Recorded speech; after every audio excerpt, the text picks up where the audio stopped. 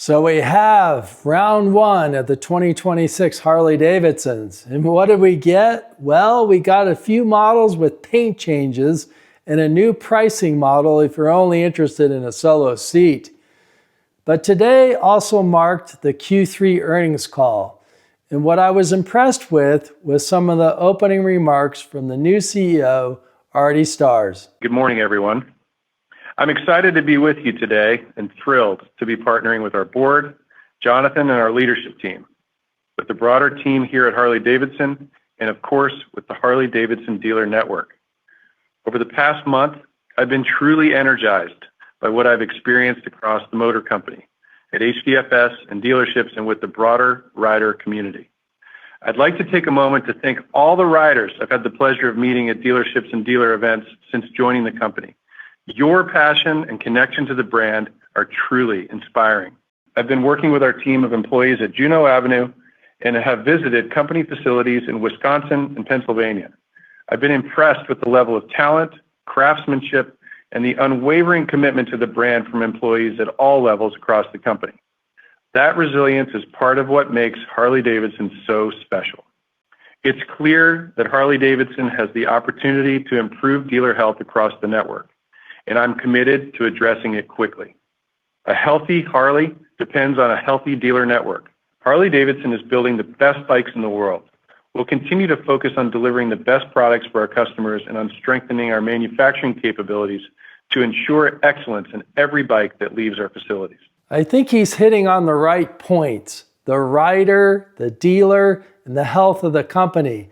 Pretty good things to go after. I also loved how he talked about his own experiences touring the company. What a great start for him as a CEO, and I think he's instilling a lot of confidence in many of us just by his early actions. But he also confirmed the Harley-Davidson Sprint model is real and it is coming. Getting riders into the brand and onto our bikes, I sort of have a unique perspective because I just went through that journey myself. I'll tell you that the inside of this brand, when you get into a dealership and you meet our people and they introduce you to the bikes, is extremely warm and welcoming. And having gone through Rider Academy, it was an amazing experience. I think there's an opportunity that it can be a bit more fun.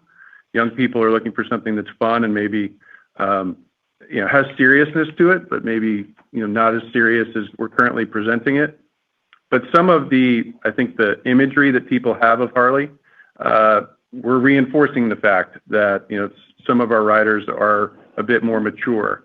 And the legacy, if you look back at the 30, 40, 50 years of advertising that we put out, and I had Bill Davidson do this for me recently, and he sent me a reel, which is just unbelievably inspiring. When we were attracting young riders, there was immense joy, there was a tongue-in-cheek attitude, there was a playfulness in the work, and you can expect some of that to come back. And that's sort of on the brand front. Practically speaking, the product line that we have coming, and specifically the Sprint bike coming in the second half of next year, I think addresses two things.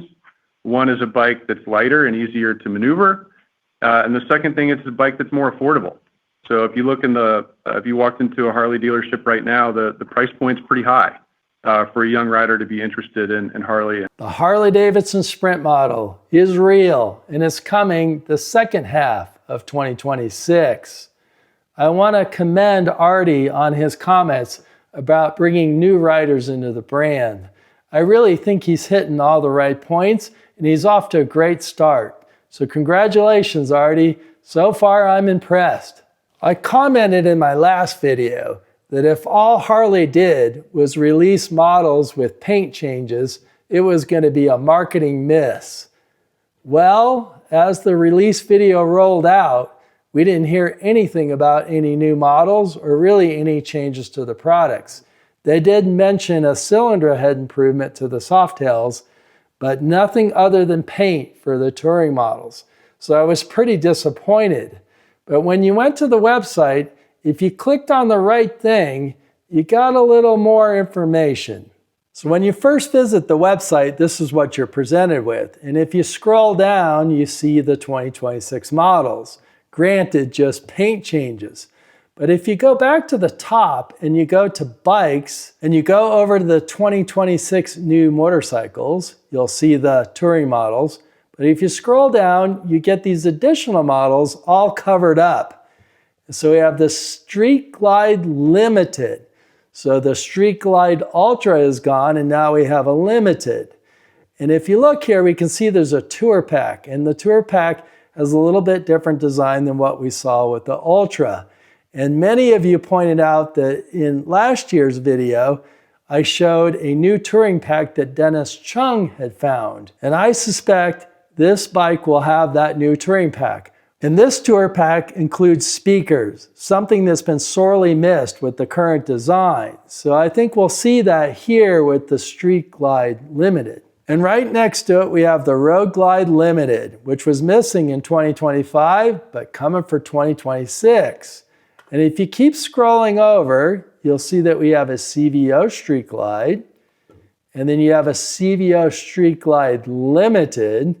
That might be pretty cool. Can't wait to see that. And then a CVO Street Glide ST. So confirmed, we're going to see a Street Glide in the ST trim.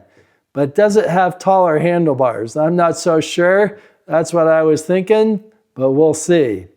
And then we have a CVO Road Glide ST. I assume it's going to be exactly the same. And then that's it. No Road Glide CVO. What the heck? We got the CVO Street Glide, but not the CVO Road Glide. So the lineup is pretty Street Glide heavy. If we keep scrolling down, we next see the cruiser line. And as far as I know, there are no changes in the cruiser line unless there is that new cylinder head. In the reveal video, they featured a new cylinder head, but it wasn't clear to me, was that in 2025 or just with the 2026s, but they did feature it. And if we keep going, next up is the trikes. And we knew that the trikes were going to be redesigned. We've known that for a little while, but I think the models are a little bit of a surprise. So we ended up with a Road Glide 3. So it's got no tour pack on it. It's just a trike version of the Road Glide. But the Street Glide 3 is in a limited design. So it's got the rear tour pack. And again, we believe it's the new version of that tour pack. And then surprise to me is the CVO Street Glide 3. So yet another Street Glide option and another CVO. Really something. They seem to be favoring that Street Glide model. And correct me if I'm wrong, but I think the Road Glide outsells the Street Glide. But in 2026, we got a lot of Street Glide choices. Lastly, if you keep scrolling down, we get the Adventure Touring, and there's a surprise here, the Pan America 1250 Limited. And it appears to be a Pan America with the top box, but possibly a rear seat. So touring with the Pan America and a passenger on the back. So it looks like we'll have to wait till January 14th to see the rest of the details of these new models. And we already know the Harley-Davidson Sprint model is coming out the second half of 2026. Maybe a Road Glide CVO will make an appearance, because I don't know about you, I was thinking about a new one, but now it doesn't look like there'll be a new one for me to purchase. I don't know what to say. Maybe I should try a Street Glide. What do you think? So I did take a look for any new parts, and there aren't any. And I also checked for a Skyline software update, and maybe there is one. More to come on that. So with that cliffhanger, please subscribe and stay tuned. But until next time, in the Friction Zone.